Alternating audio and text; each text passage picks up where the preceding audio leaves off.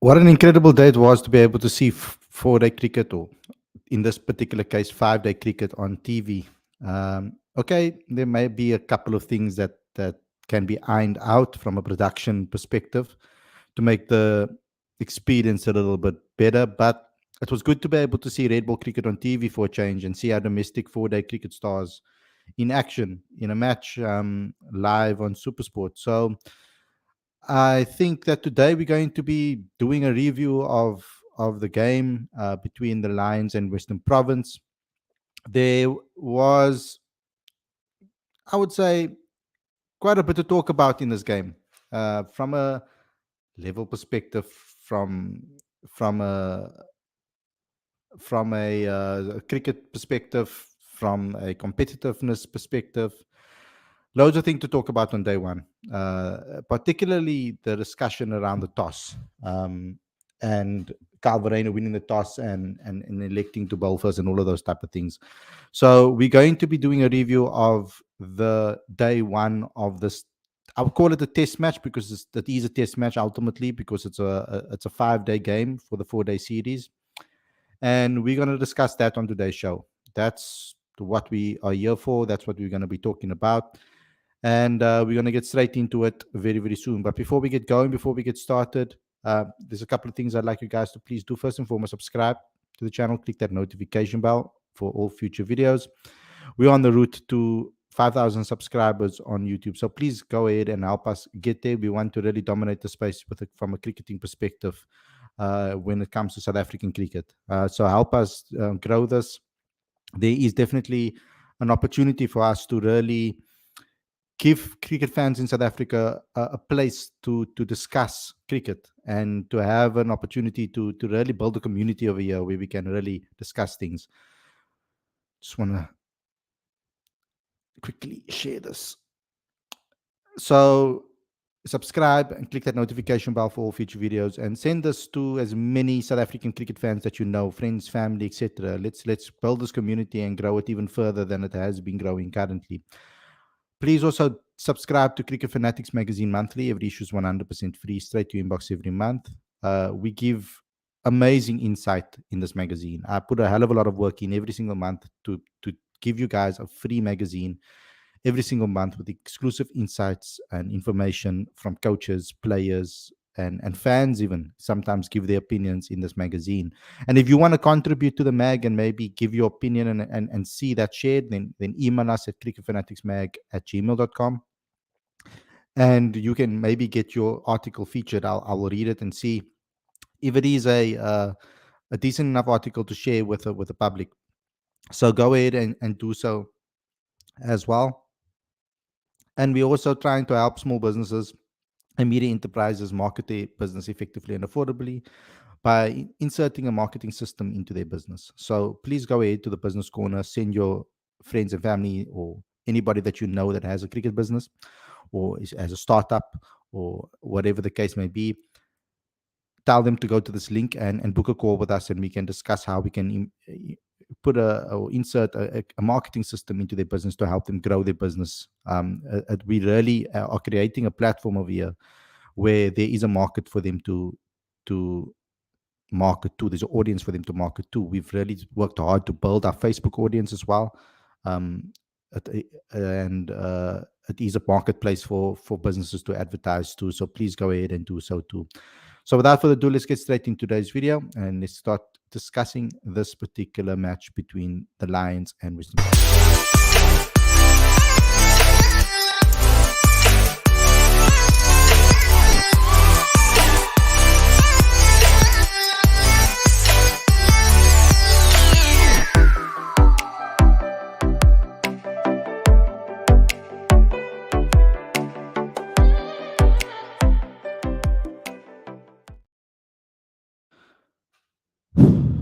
A very good evening and welcome to Cricket Fanatics magazine. This is your review show.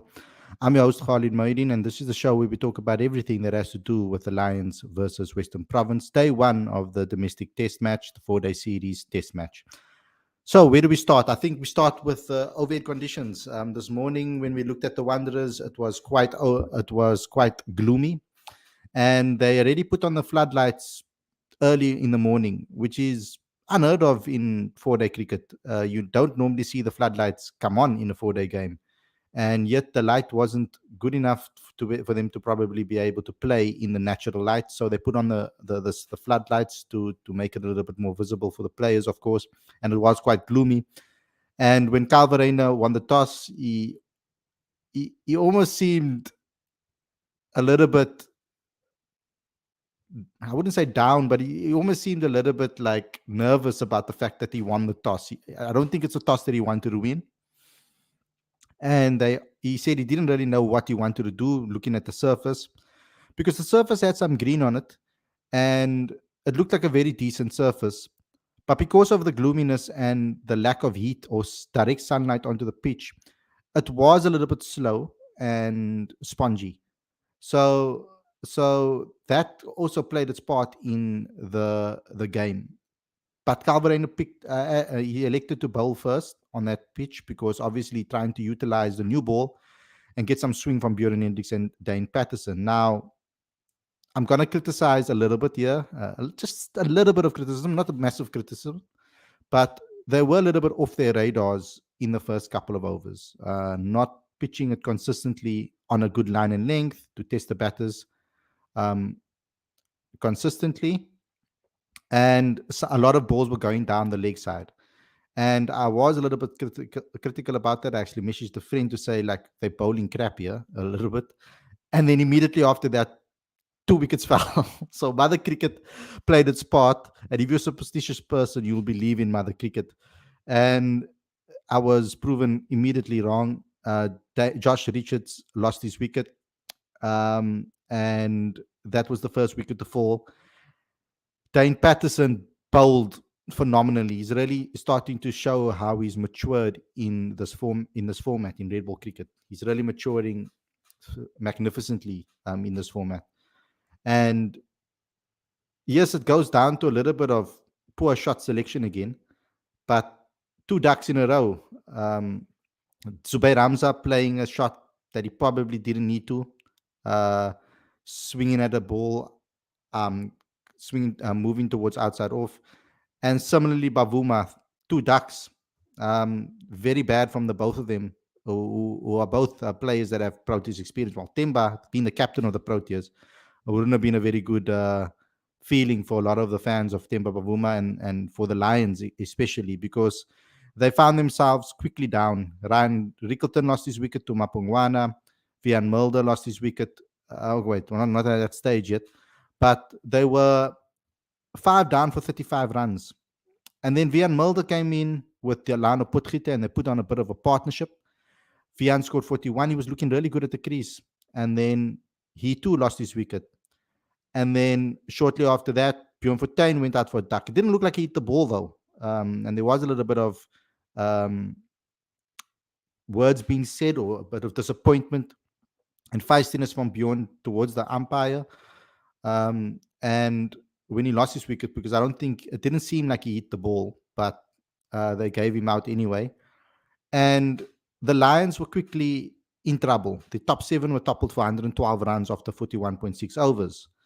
And Western Province were on top at that stage, and we thought, they could possibly be bowled out for 150 or just over 150 or just under 150. And it was going towards that trajectory when we were watching the game. It was going towards a cheap bowl out. But Delano Potgieter, my word, he was in my original squad. I wanted them to bat deep. And Delano took them to past the 150 mark to 166 runs with an incredible 81 of 106 balls. He played some beautiful shots. He really had some composure, and it was looking like he was going to get that important 100 that the team needed. And unfortunately, Dane Paterson was bowling phenomenally today, and he took his wicket. And they were 166 for 8. And then the tail started to wag a bit. Western Province were hoping that they could clean up the tail quickly, but it wasn't the case. We had a 34 from Cody Yusuf. We had a 32 from Malusi Saboto that took the team over 200 runs. They posted 225 before Saboto lost his wicket to Mapungwana. And The problem as well in the match was they couldn't really use Bjorn Hendricks because Bjorn Hendricks went off the field. I think he might have had a slight injury scare or niggle. Then I'm hoping they're going to fix, from a Western Province point of view, I hope they're going to sort it out before day 3. If they can bat the whole day out tomorrow and go into day 3, then there's a whole day for Bjorn to recover because they'll just be sitting in the changing room anyway. So that would be the focus and that would be the aim from a Western Province perspective, because losing Bjorn Hendricks was a problem, I think. MT Nabe wasn't getting any dangerous deliveries in, and he was a little bit expensive compared to the other bowlers. But Michlali was still striking. He took 4 for 41. And Dane Paterson took his 21st fifer by obviously dismissing Cody Yusuf and taking his 21st fifer in red ball cricket. Phenomenal. He's really a really dangerous bowler in this format. Despite the slight lack of pace from his previous years, his accuracy is superb. The way he puts the ball on a consistent line and length that tests the outside edge, tests the players, moving in and out with movement, with swing, and also off the seam, he does it really beautifully. He's a really dangerous bowler, and he proved that today.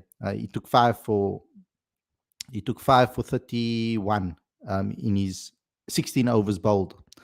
Carl Simmons struggled today a bit, 0 for 67 in his 17. He wasn't really getting much turn, to be fair, and he wasn't really causing too much hassle for the opposition batters, and it kind of allowed them to get back into the match, you could say. So the Western Province team are definitely on top in the scenario. But I thought the 225 was a decent total from the Lions' perspective to make a match, to turn this into a match, if they could strike early. And I think they made a little bit of a mistake by not opening the bowling with someone like Tsepo Moreki. Tsepo, in his overs bowled, he was beating the bat. He was just missing the off stump. He beat Tony De Zorzi towards the end of the game. He almost knocked over Tony De Zorzi.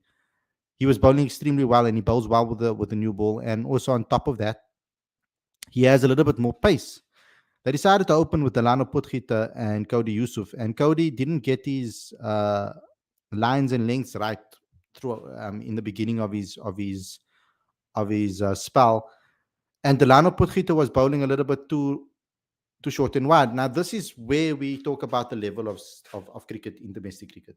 This is where someone like Eddie Moore looked really good today. He batted really well today because he put all the bad balls away. And he went at quite a quick rate at the beginning. He was like 8-4. He was like on 16 of I think 12 deliveries or something like that. He really hit a lot of brilliant shots, but the bowling was also pretty poor. There was a lot of balls going astray. I mean, they bowled it down his leg that he clipped it off the second delivery. I think he hit it to the boundary. So he got off to a flying start initially as well. So they didn't make it very difficult for them they didn't make it very difficult for the Western Province batters. They batted at over 5 run rate. They're on 49 off 9 overs. And Eddie was on 35 or 31 balls with 7 fours, and Tony De Zorzi on 12 or 24. And they made it a little bit harder for Tony. Tony's taking his time a little bit more than I would say Eddie Moore. But they batted like they batted all season. They've come into the 4-day arena with an approach of playing an more attacking mind branded style of cricket, and coming out and really trying to be positive even in the defense. So what I mean by that is, when they're leaving a delivery, they almost move to the ball like they're going to play it, but they know they're going to leave it. So they have like an attacking mentality all the time, but they also have their defense up. They know when to leave the ball at the right times. And there's a lot of foot movement from some of the batters, and they are looking to be positive even when they're playing defensive. So that's a mindset shift that Salih Nakadin and the coaches at Western Province have been doing exceptionally well, I think, with the players. So kudos to them and what they've done there. But definitely the pressure that the Lions could have put on Western Province in this game was quickly taken away with a performance in the start to their first innings. Knocking off 49 from the total is so important now because they're going tomorrow with a full day to bat with 176 run deficit. That is around the total that they would have liked to bowl the Lions out for anyway. So they kind of sit in a situation where tomorrow they bat on a fresh pitch now. It's going to be rolled out. It's going to be sunny. The pitch is going to bake. It's probably going to be a little bit quicker onto the bat, which they're probably going to enjoy. And they took all the pressure off themselves, off that first innings performance today, towards the end of the day. So now they're just going to tomorrow's game with a mentality of scoring as many runs as possible. They have a whole day to do so. I mean, that is the major plus of bowling a team out before the final session of a game, or into the final session of a game. So fantastic performance from, I must say, from Western Province, all around with the bat and the ball, and they are sitting currently in a very strong position. Let's talk a little bit about the lineup as well. There were some question marks over certain people that were selected. I think the Lions side, the one player that I thought should have played is probably Lutus Apamla, but they've gone with the experience of Malusi Sipoto in this particular match. For Western Province, I heard that Nandre Berger had a little bit of a niggle overnight, and that's why he wasn't selected. And this has given, obviously, an opportunity to Gavin Kaplan to be selected again. You know that I would have gone with two all-rounders in Mkhlali Mapungwana and Unke Nyako. And that would have been my lineup. But they've gone with MT Nabe, and they've gone with Gavin Kaplan, who scored a massive 100 to get them to the final. So kudos to congratulations to both players. I'm happy for both of them that they didn't get dropped now when the players came back, like Eddie Moore and Nandre Berger, etc. Not Nandre Berger, sorry, and like Eddie Moore coming back from New Zealand. I don't know what I'm saying. And Mapungwana. So that didn't affect Gavin or Daniel Smith getting selected. So I think all around good day one for Western Province, are currently in the driving seat, and it's going to take a very good bowling performance from the Lions to set them back.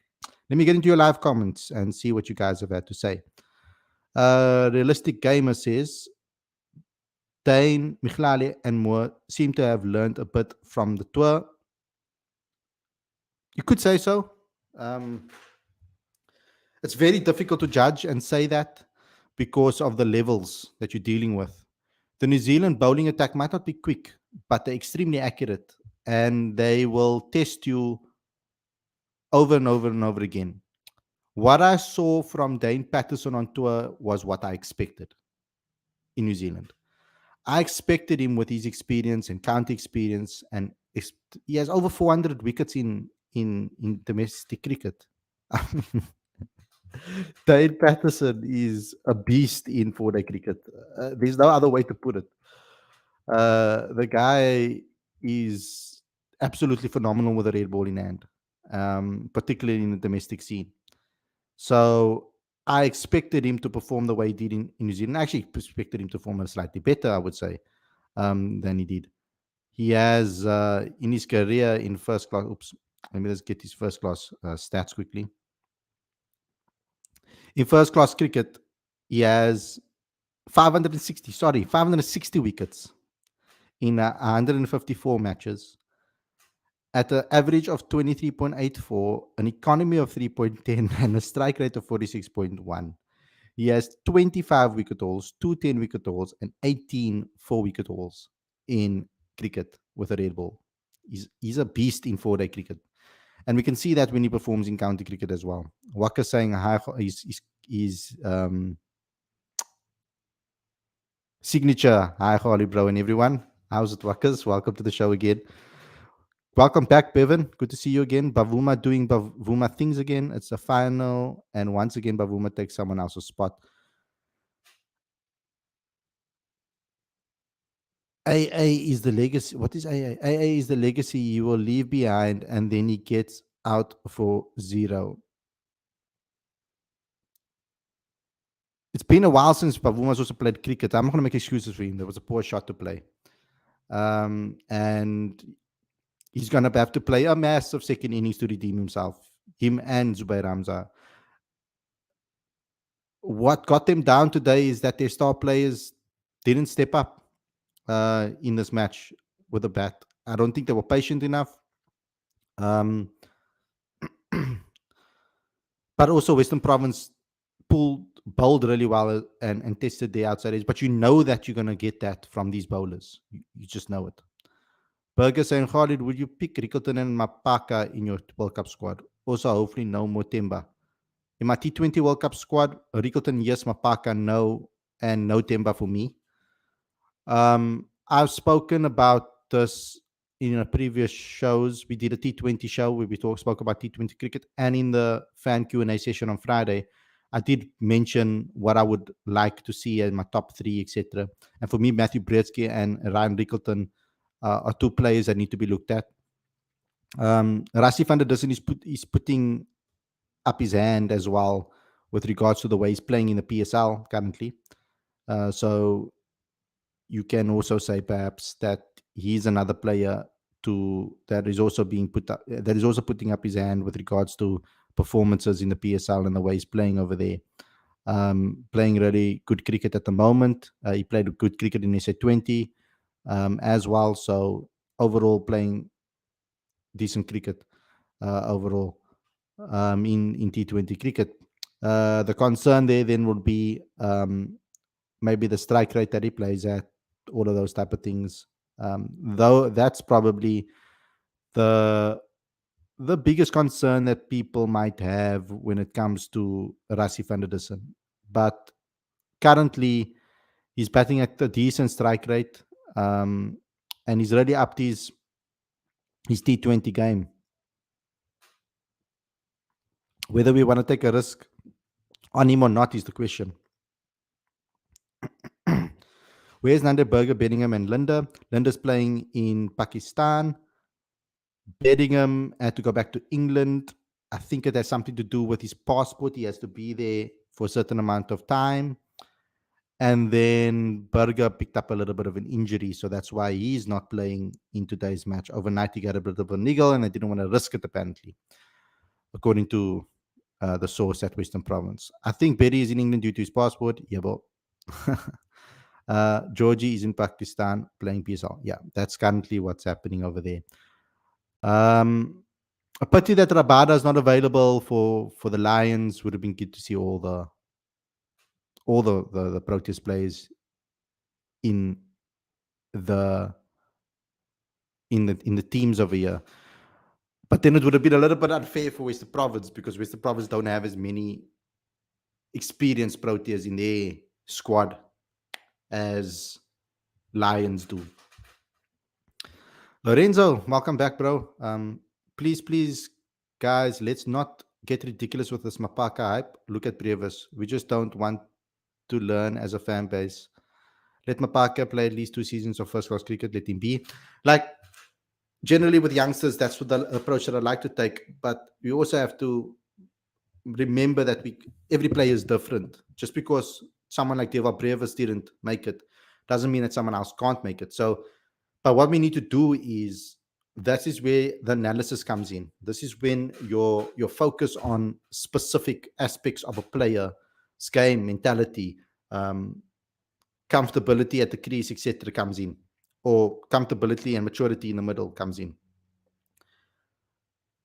I am not always a fan of fast-tracking young bowlers into a side because I'm afraid for injuries down the line, especially when a player is still growing and developing. For batter, you could probably do it if a batter is 100% comfortable with his game and he comes into domestic cricket. But the test in domestic cricket needs to be done. It's easier for you to fast track a bowler, I feel. It's easier to fast track a young bowler into a national side or SAA side than it is for a batter, in my opinion. But I feel that from an injury perspective, from what's good for their well-being perspective, it would be better, easier to blood in a batter than a bowler. I don't know if I'm making any sense here in what I'm trying to explain. But the reason it's easier from a cricket perspective, from a cricket alone, to showcase a bowler is because a bowler's game plan doesn't necessarily change too much.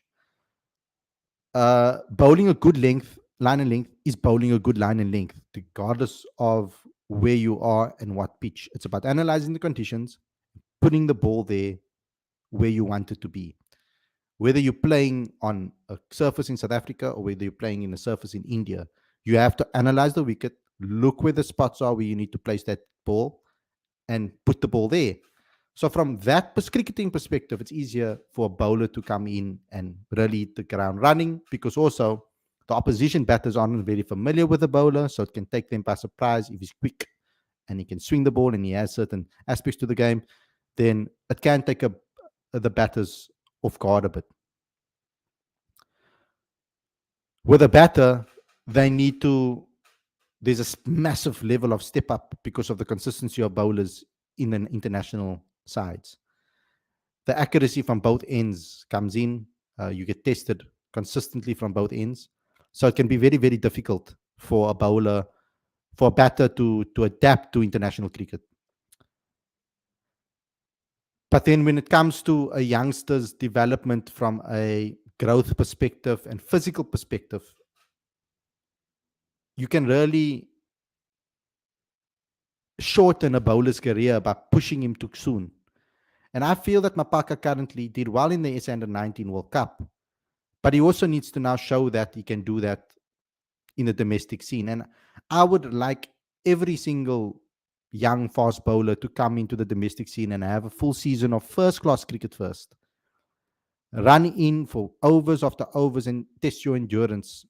Go in there, run in, bowl consistently, get stronger, get fitter, improve your endurance and your fitness, etc., before we give you international call-ups. Earn your stripes a bit. That would be the ideal thing for me. I would like youngsters to maybe go back and play some domestic cricket first, play some SAA games, and then get selected for the national side.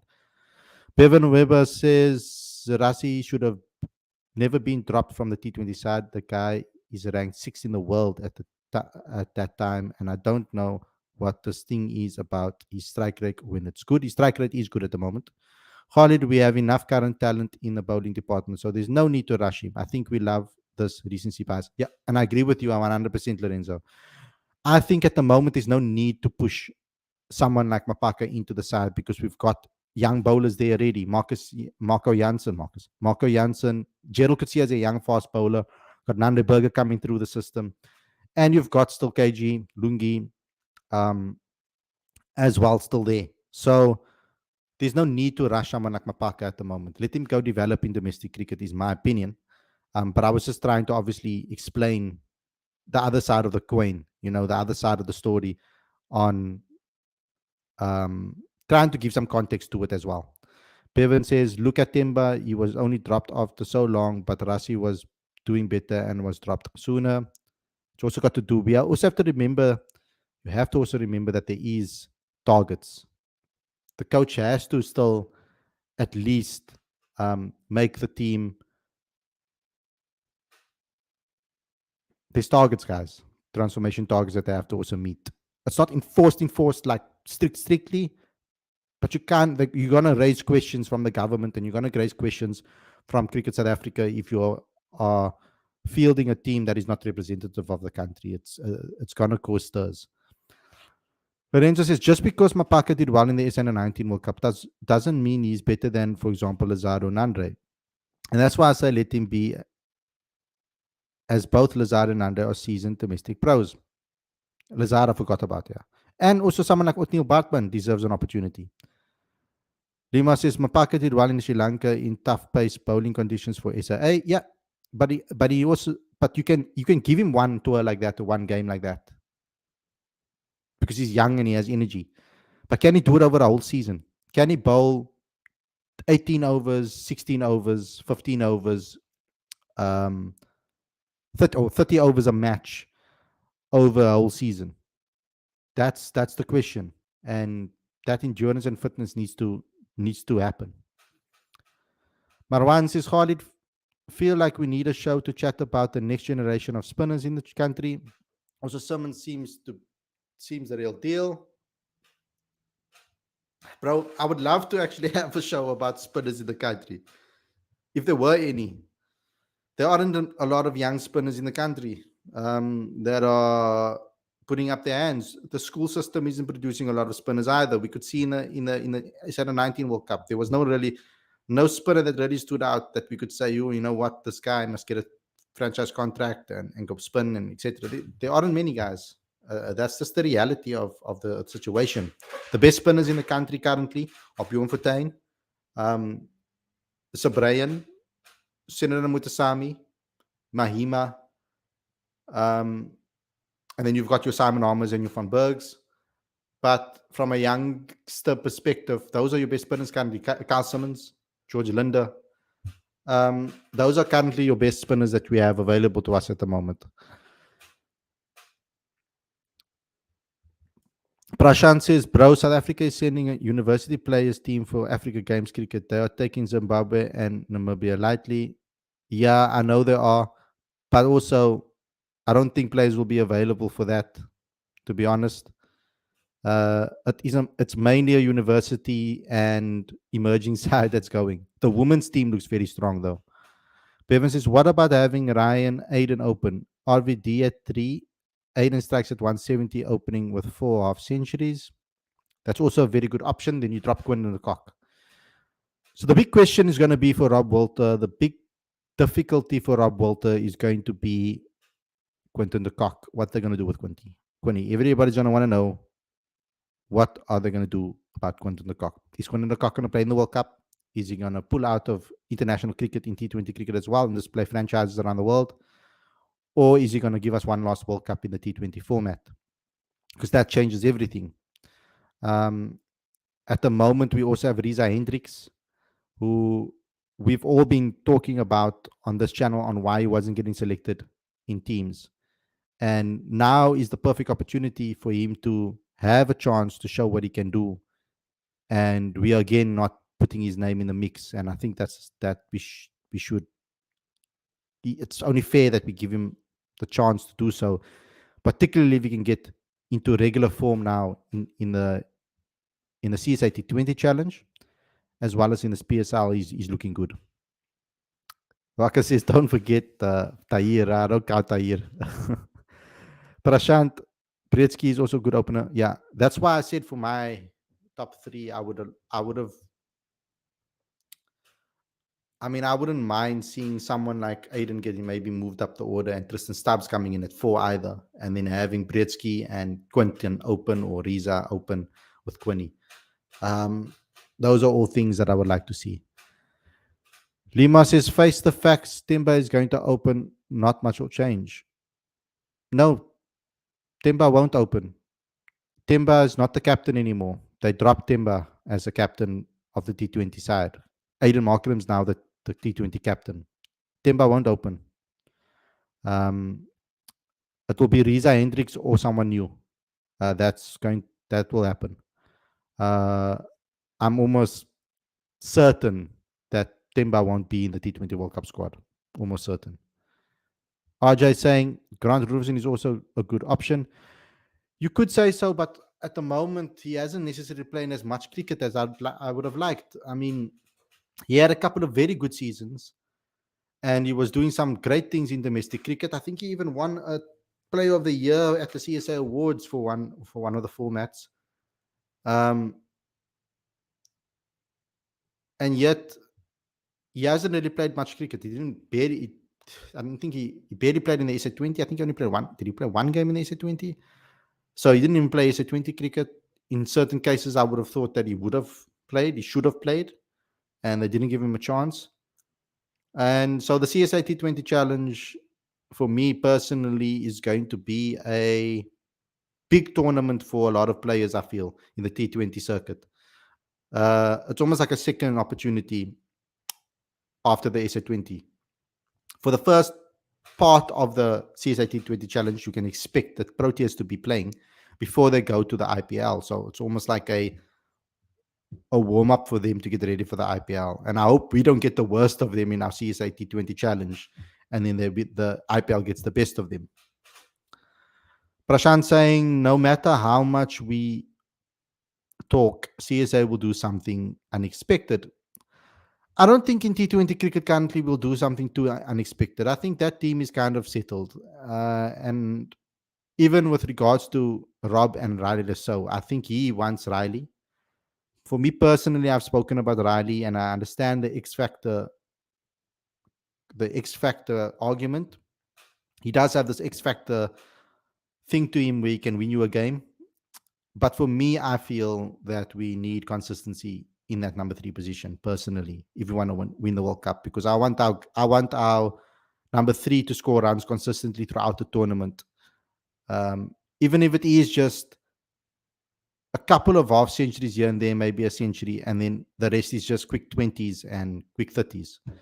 I just want to see a consistency from our number 3 batters. And that's particularly also because we don't know if we're going to get that consistency at the top of the order with Quinny, because he's kind of our X factor player at the top of the order. So for me personally, it's like almost a double risk having a X factor player at 3 and in the opening position, because Quinny currently at this moment, the way he's looking, he's seeming like a very X factor type of opener. Comes off in one game, maybe doesn't in another, can win you a game in one, maybe not in another. So you need consistency at the top. So Riza Hendricks or Matthew Breski gives you, or Ryan Rickleton gives you that consistency at the top of the order. If you can have two consistent players like Riza and Rickleton, or Riza and Breski, you've got winning on a winning wicket there. But this whole T20 squad is going to be dependent on the availability of Quinton de Kock. Lima says, do you think O'Neill will be selected for the World Cup? I don't think he will, but I think he should. I think that the CSA T20 Challenge is going to be huge for the likes of Lazard Williams, O'Neill Bartman, and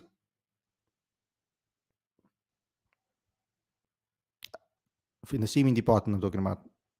I think for those two specifically, it's going to be a big tournament for them. I think they kind of fighting for, and as well as Nandre Berger. I think that 3 of them are kind of going to be pushing for an extra slot, because you've got Marco, you've got Gerald, you've got KG, Anrich, and Lungi, already 5 seamers. So that extra seamer position is going to be between, I think, Nandre, O'Neill, and Lazard. And the great thing about it is all 3 did well in the SA20. So the CSA T20 Challenge becomes even more important. Lawrence says, Quinton de Kock ain't even in the T20 squad for the T20 Challenge. That says a lot. I'm ready to move on. Yeah, you need players that are going to be committed to the country. That's very, very important. Did the Titans release their T20 Challenge squad?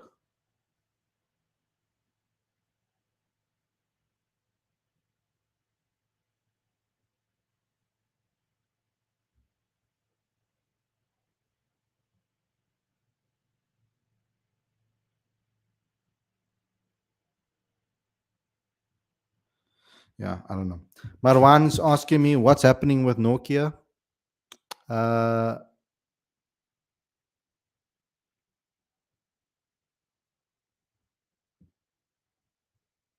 need to check up on Andrich, ask him how he's doing with his recovery. He should be back by the World Cup, given the amount of time that he was supposed to be out for. So, yeah. Lima saying, will Anrich be fit? If he would take a spot, most definitely, because if he is, then he would take a spot, definitely. Rans Bailey saying, where did you see the squad for the CSA T20 challenge? That's what I want to know. Did they release that already?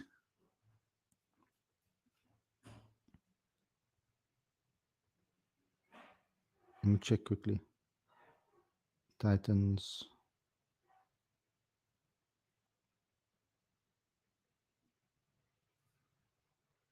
Because I didn't know they confirmed it. Titans Twitter page. Okay, let me check. Because it's crazy that they confirmed it already without knowing the availability of which Proteas are going to be available. I didn't get a release. Normally I get a press release on these things. I don't remember seeing it, a press release.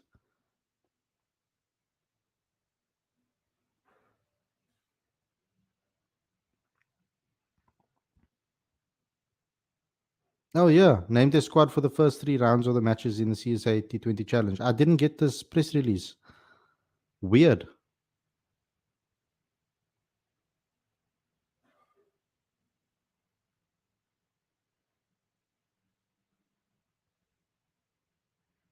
I know Albin Morkel has joined the team, the coaching team. That's news that I got.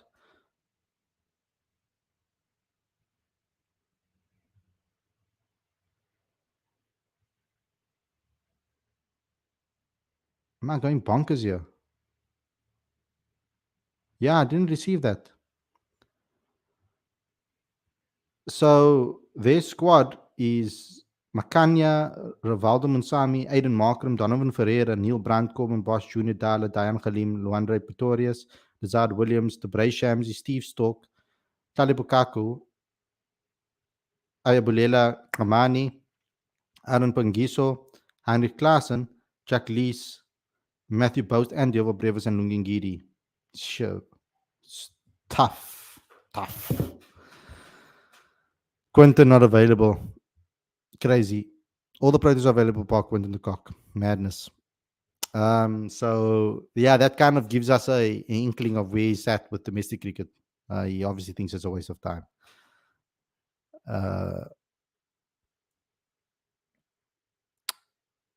I think when he's tired of the game now, really. I think he just wants to make his money now and retire. He's played this game for many, many years from a young age, probably, and he's probably just really tired now. So the quicker we move him on, I guess, the quicker we can plan for the future. So we could see a Ryan Rickleton replace Quinton de Kock down the line. Yeah. Lauren saying, I won't select guy who doesn't have any motivation for SA cricket. Let's move on. Yeah. I guess some fans will feel that way about that situation. Let's see what Rob Walter does with regards to the T20 World Cup squad. But guys, thanks a lot for tuning in. I hope you guys enjoyed the episode. Don't forget to subscribe to the channel, click that notification bell for all future videos, and do all the things that I would love you guys to do on this channel from a marketing perspective. Look at our business corner, look at our free magazine that we put a lot of effort into every single month. Go subscribe there and do those type of things. Lauren saying that Rob must grow a pair.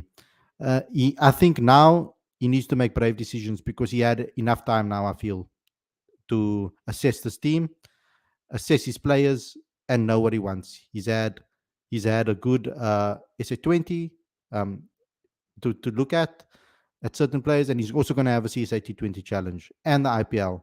So there's no excuses now. He needs to pick up best 11, pick squad. Anyway, thanks a lot, guys. Hope you guys enjoyed the episode, and I'll see you guys again tomorrow with another review show. Stay safe. Enjoy the rest of your evening. Peace out.